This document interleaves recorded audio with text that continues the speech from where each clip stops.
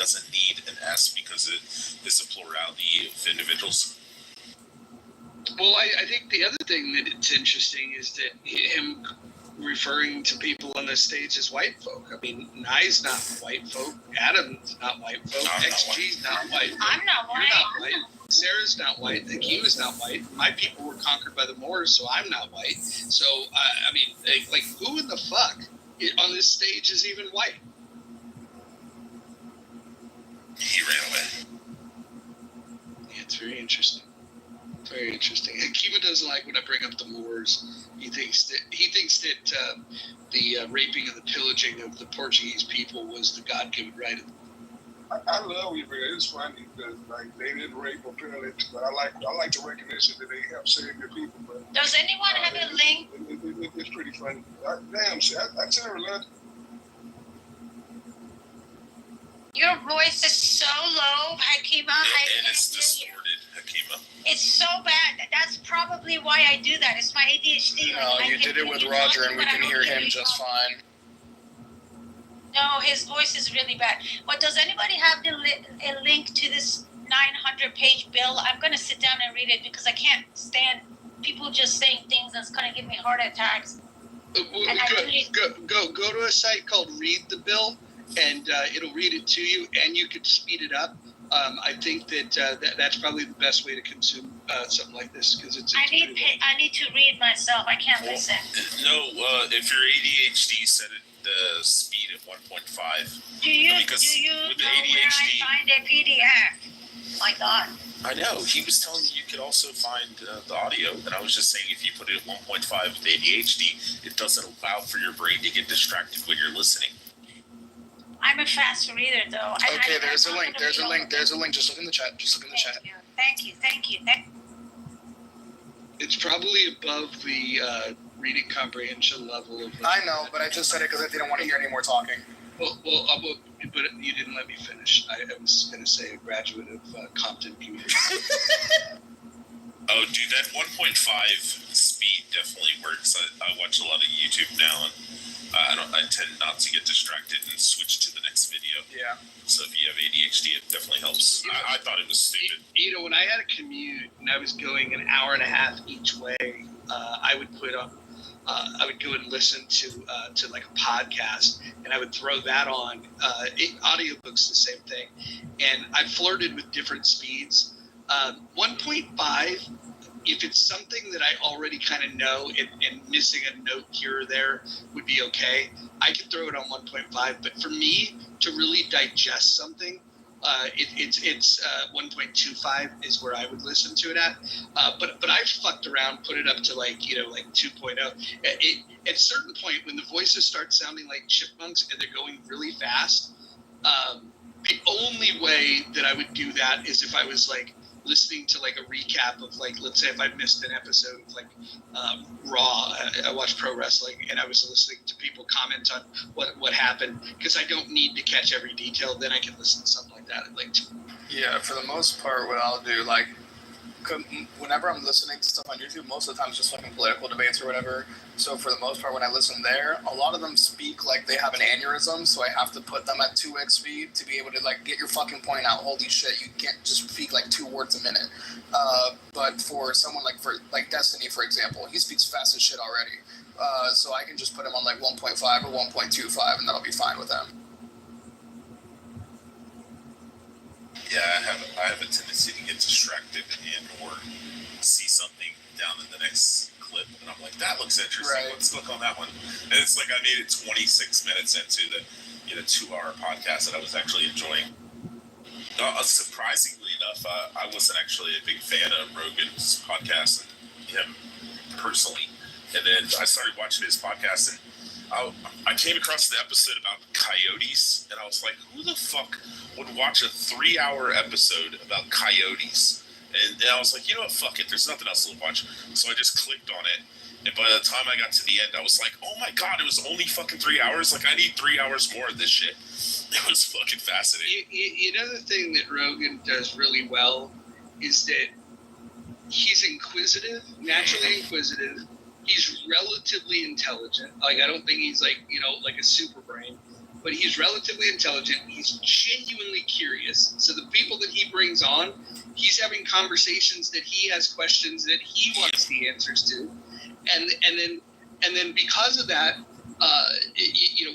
he still has this relatability to a wide variety of people, especially the way he communicates, the way that he'll find the humor in things. He's willing to ask the tough question. All of those things. I think Rogan is the very best at what he does. The only part that I cringe at is when, people over-index on the importance of his opinions. I think that the real value of what Rogan does is he brings people onto his show that are educated on certain topics. Some people not, but he will ask them for their opinions. He will challenge them if something sounds like bullshit. He even has his sidekick right there to pull shit up. If he they do fact checking. Did you see with Bernie? In your near real time fact checking, it's amazing. Actually, you know what? I would love for somebody that likes to do fact checking to have that be their sole responsibility in these rooms, where when somebody makes a claim, they go and they research it, and then they don't even have to come off mic to say it unless it's really an egregious claim that's not supported by facts. But just put links in the chat to say so and so said this. Here's what I found. I think that would be an excellent addition to this. And I know that you can find things that support any argument, but fact checking, at least putting a source out there, would then put the onus on others to say, oh, that's bullshit. Here's a source that shows that that's bullshit. I think we can get deeper and wider with this stuff if we did some fact checking. Well, one of the things I was going to say about Rogan and his way that he conducts his conversations is it seems like he asks the questions that you're sitting there thinking at that moment. So, like, he's relatable in that sense. You're sitting there and you're like, fuck, man, like, push Bernie on that, because Bernie's like, the Trump administration received $250 million from one super PAC. And Rogan's like, well, how much did they give to Kamala Harris? And, like, he already had the number. And Bernie's like, oh, yeah, it was a lot of money. And he's like, yeah, it was $1.59 billion between all the super PACs, like, he's like, well, I'm not saying it's a Republican and Democrat thing, but that's one of the things that I love about Trump too, is like, you're sitting there screaming at the fucking TV and you're like, because you'd be in jail, like, that's exactly what everybody was fucking thinking. She's like, we're glad that, you're not president. And he's like, because you'd be in jail. It's exactly what everyone's fucking thinking, like, murder that bitch, verbally. So let's dive into this Elon stuff, though. So Elon said that if the bill passed, he would start a third party, and he would challenge in the primaries those that voted for it. They didn't blink an eye, Rod, and they voted for that shit. So go ahead. Do you guys think that he's going to carry through on this? I'm gonna give an opinion that most people are probably gonna disagree, and it's just my personal anecdotal, evidence that I have for Elon Musk. I think that everything that drives him is his fucking ludicrous ideal of getting to Mars and further expanding out into colonies and all this kind of shit and stuff. And that's why he has Tesla open source. I genuinely don't think his autistic rapid ass really gives a fuck about the money. It's all about furthering his fucking idea. And I think when Trump comes out and says that they're going to cut $10,000, for government tax breaks or subsidies, whatever, for electrified cars and stuff, I think that in Elon's mind that hits at him, because he not over necessarily the money or the capital, but the ideal that it's not going to be able to further his progress and his exploration of space. And I think that's what solely drives that fucking idiot, and unfortunately to his detriment at times. I mean, I have an autistic son who's high functioning, has Asperger's, and he will. Everything revolves around Transformers and Ninja Turtles and Power Rangers, and he doesn't give a fuck about anything else. I mean, you could be like, hey, let's watch this, and he just fucking crashes out. All he wants to watch all day, every day, is those three shows. Yeah, I think Elon's kind of driven that. My question was, do you think he's going to carry through with this promise and fund? I'm sorry. I think if it is advantageous for him and his ideas, then yeah, I think he will. I don't think it'll go anywhere. I hope it. Well, I hope it does, because all he's saying is that he wants Republicans that run for Congress to be fiscally conservative, and he's willing to support those that truly mean it. That means the re-election campaigns of people like Chip Roy and Rand Paul and Thomas Massey. I would imagine he'll probably get some funding behind Justin Amash if he decides to run again. I think these are all positive things in terms of fiscal conservatism. That doesn't necessarily mean I agree in lockstep with everything that some of these candidates do. See, whilst I agree with what you're saying, the ideal of a third party scares me a little bit, because it leaves open the option for a fourth party, and the fourth party would be fucking some hardcore socialists, borderlining, if not communist fucking group. And but hold on, but I think there's enough dumbasses to vote for that. Well, I think that's actually a good thing, though, because my hope would be that we would have. I hope the Democrats can splinter as well, and have the progressives separate from the liberals. I know a lot of people's heads explode when I say that liberals and progressives are not the same thing. Yeah, they're different. They're much different.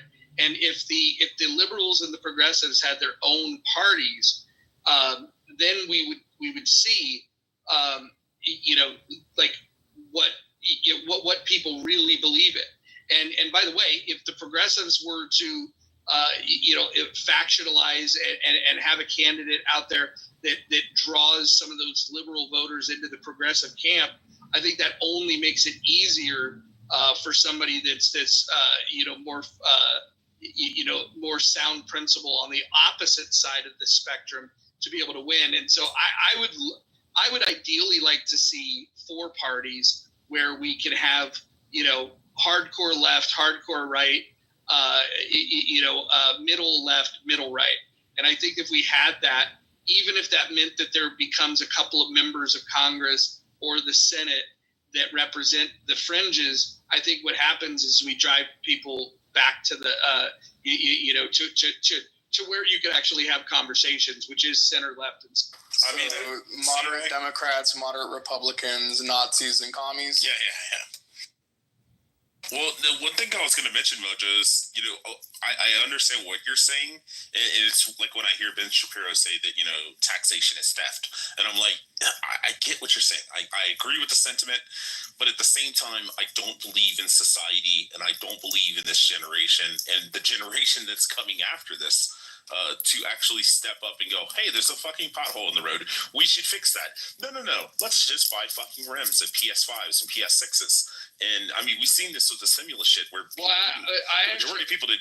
Just to interrupt real quick, it's actually worse than what you're saying, because not only do they ignore the potholes, what they do is when there's a small group of people that say, God, these potholes have gotten out of control.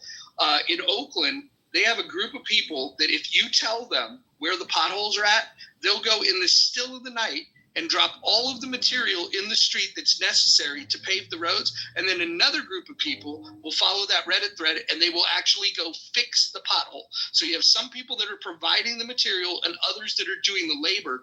And the city of Oakland, the state of California, charge those people for fixing potholes. No, I understand what you're saying, but do you think overall across the entire United States, the ideal of like charities and people donating, I think my grandfather's generation would all look at each other and go, hey, we should fucking fix this shit. I don't believe in the fucking nicks of the fucking our society that are actually going to fucking step up. And I know that they don't actually contribute enough to even matter, but I think there's just so many fucking idiots in this world that I don't have any real genuine faith in society anymore. And I think that's reasonable for you to doubt the generations, but if you look through human history, there's periods of time, and I won't go with the whole cliche about, bad times leads to strong people, and strong people lead to good, strong men lead to good times. But there are cycles where things are worse, and there's cycles when things are better.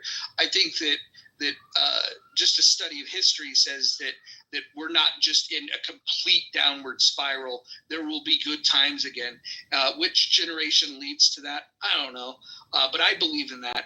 The other thing I would add to that is that I think the way to get there is to not completely gut the institutions that we have today that are failing.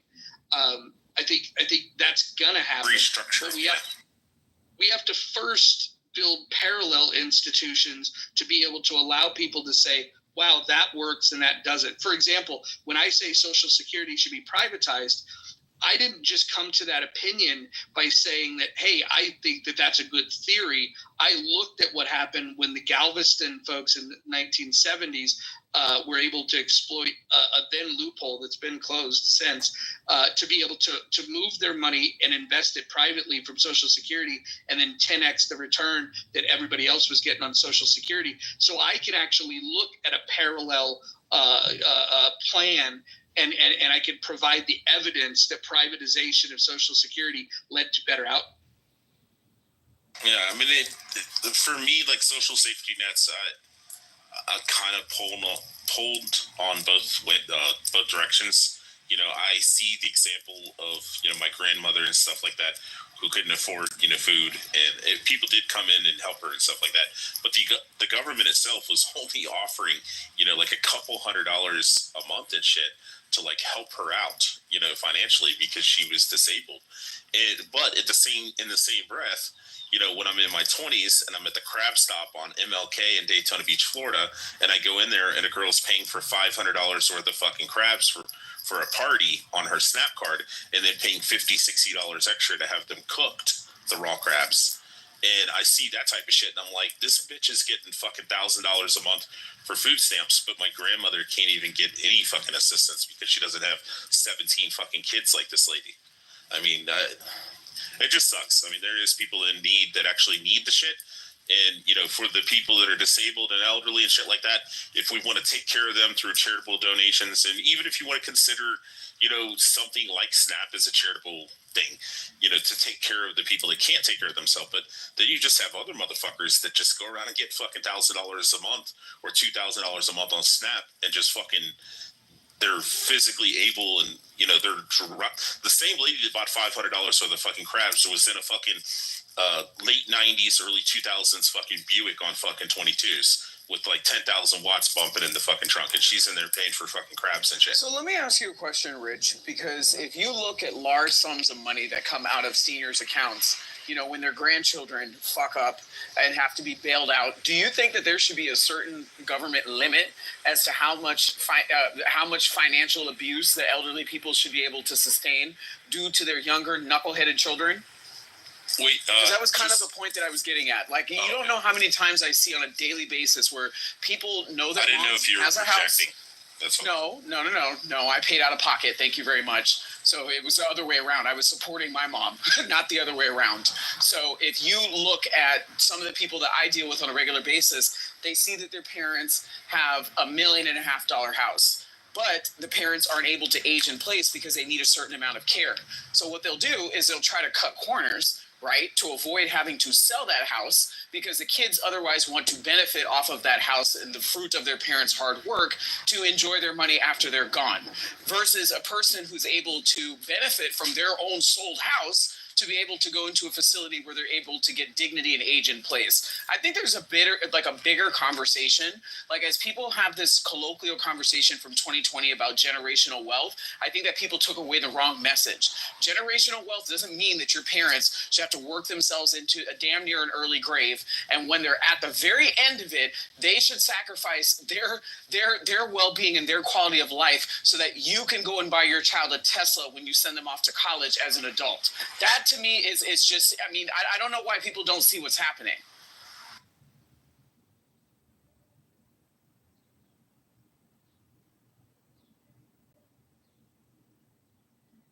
That did feel like projection.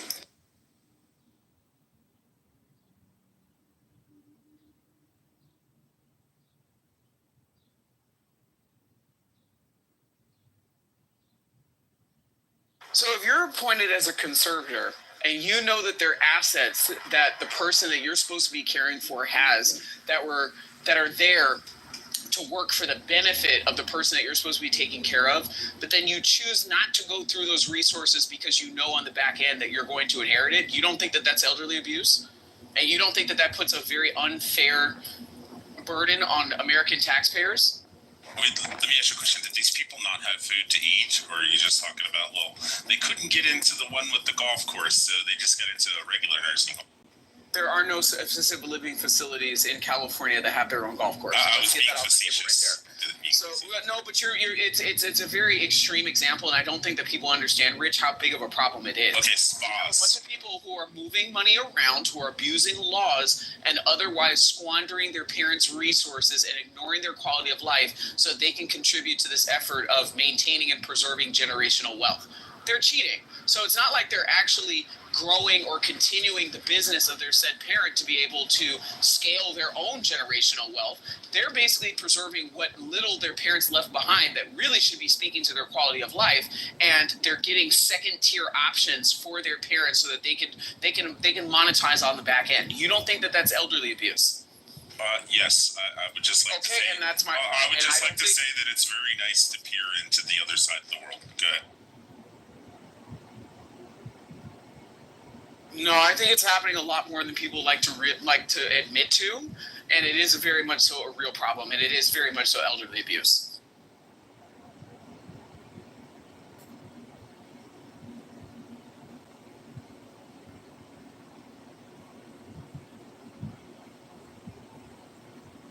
I mean, I would agree with you because I'm one of these people that believes in living, below your means.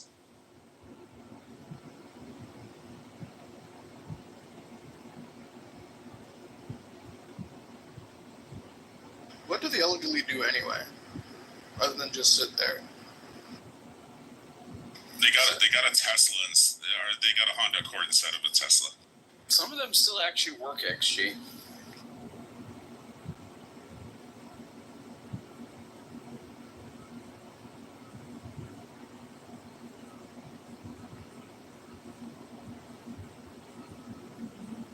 Because, I know we talk about, this is a burden to the taxpayer, this is a burden to the country. On a mass scale, aren't elderly people just kind of burdens? No, they're not. They pay the majority of the tax base. What are you talking about? If it's anybody who should be paid reparations in America, it should be the elderly. For what? For them to die in 5 years and then have all that shit go to the next generation? Well, it was a lot of that said elderly that, suited up and booted up so that, you can talk trash on the internet. Preserve your freedom. So you don't think that they should be compensated for that? No. I mean, they got what they wanted, was the freedom out of it. Congrats. Appreciate them. Okay, so why don't they have access to their hard-earned equity? Because you didn't decide to have children in a responsible manner and your kids need a college fund. That's your problem. I agree. And they made it their problem by letting it go. All I gotta say is thank God for Donald Trump, because Social Security is, no tax. What the fuck? Fuck yeah.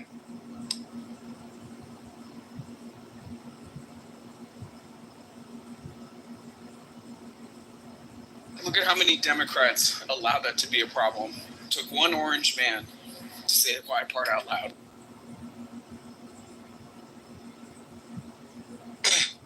That's why I say balls of steel. That's what the guy has. He's got big fucking balls, big cojones, motherfuckers. Balls of steel, the color of orange peel. Balls so steel that you have to fake an assassination attempt. What? You sound like a true Democrat. Oh my God. Yeah, and you look like a true Republican. You got that from his cartoon?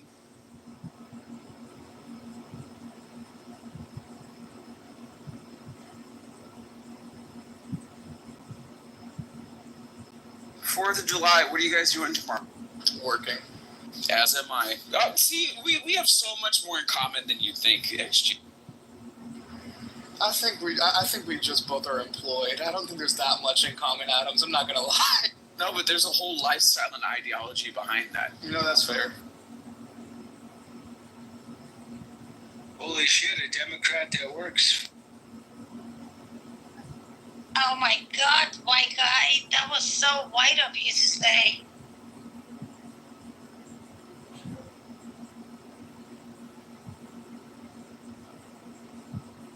Where did everyone go? They didn't like to hear the truth. What did you do, Adams? What did you do again? Reminding them of how much they're milking their parents. Oh boy. Hey, Kima, did you see that? Did you see I was saying that Bill is gonna be trash, but then did you see how it turned out? You weren't defending shit, Sarah. You just said you did. You said like 20 minutes ago you didn't know what the fuck was in the bill. How would you defend something you don't know? Why don't you just shut the fuck up? Hey, Sarah, Yeah, the bill still is trash. The bill still is trash. Sarah. No. But Kima. Let me tell you why. About your concern, the privatization. It's not all going strictly privatization, but they laid the groundwork, and by 2029, it will be, if they continue on this path, it will be total privatization by 2029. So it's not total right now, but that's their goal. Privatization of what? I'll tell you, Adams. Hold on. That's a good thing. But did you see how Kima? Did you see how it was a lie? It wasn't that they are completely making it private. There's not a lie. That's what they work. That's what they're moving at. It's not. Mike said there's 100,000 or 200,000. Hakima, listen. Just because Mike said that, I don't mean that's the truth. Though. I'm reading something entirely different than that. Hakima, how do you think that I know so many strippers in Southern California? Right? Because I went to school with a lot of them. Okay? It used to be something that if you didn't have the money or you weren't approved for that loan, you went and you stripped.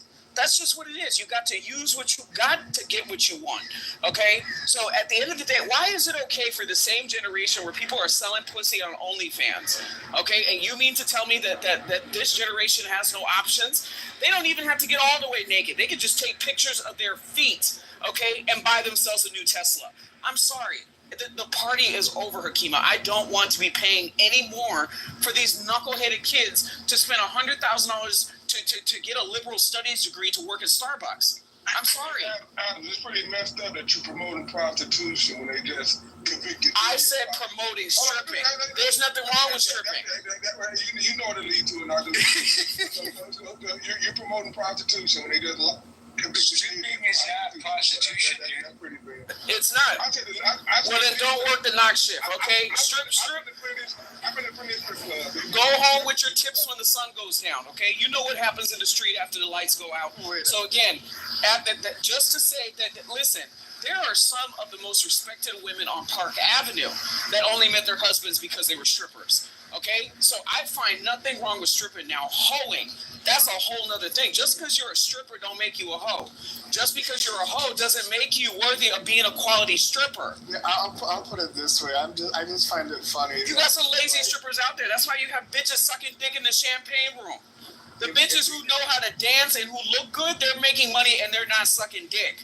Like, what are we talking about? If we can equate loans to socialism, but we can't equate prostitution to stripping, okay, I got you. There's not prostitution. There's no sex involved. Exactly. There's no socialism. There's no redistribution of wealth going on either. So, I mean, I'm saying, like, for the same people that can look at loans and be like, that's socialism, for you to be able to look at to look at stripping and be like, that's not prostitution, I just find it weird how the analogies can get drawn so far apart in some places, and then when it's super close right next to each other, it's all of a sudden giant distinctive line. Great point, XG.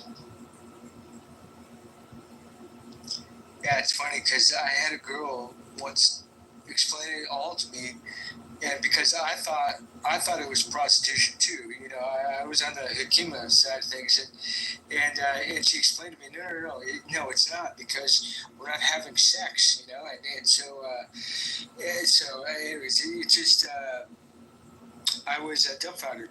It's the same fucking logic as Mormons. We didn't fuck, she just bounced all the time. First of all, somebody's saying to do a running pivot over up onto the pole, spread your legs, okay, and shake that ass. What the hell does that have to do with fucking? Can somebody explain that to me? What does that have to do with fucking? Shit, you got Laker girls that are doing the same damn thing in outfits and pom-poms, and you call them cheerleaders. That's the legal name. Stripping's legal too.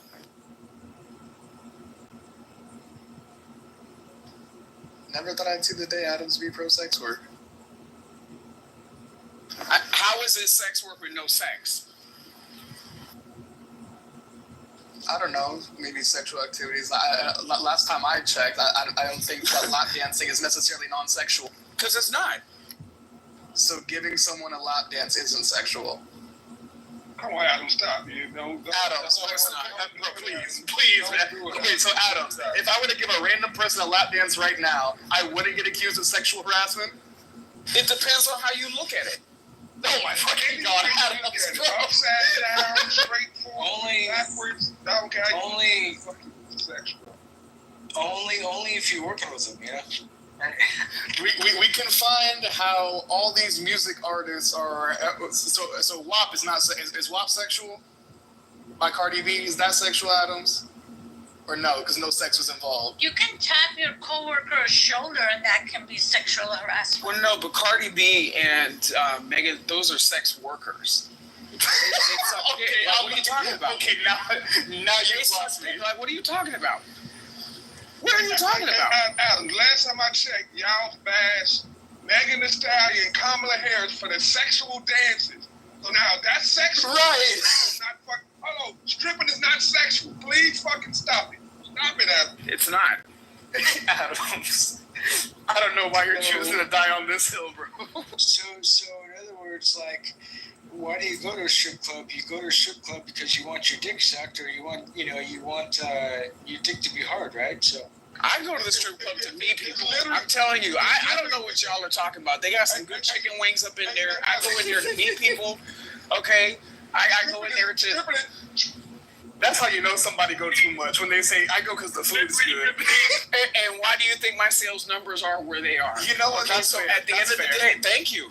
There's a lot of business done on the strip club, okay, and on the golf course. So like I said, going to the strip club has nothing to necessarily do with sex. Then why not just go to a club? That is a club. One without the word strip in front of it. No, he's talking about a nightclub. Right. It's just a club where some of the patrons just don't wear clothes. Like, what are you talking?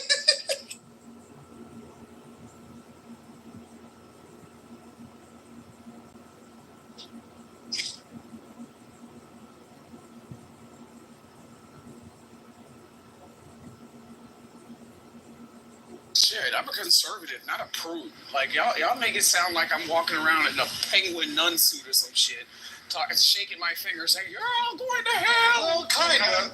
No. Adam, is twerking sexual? Is that sexual, Adam? Twerking is demonic. Why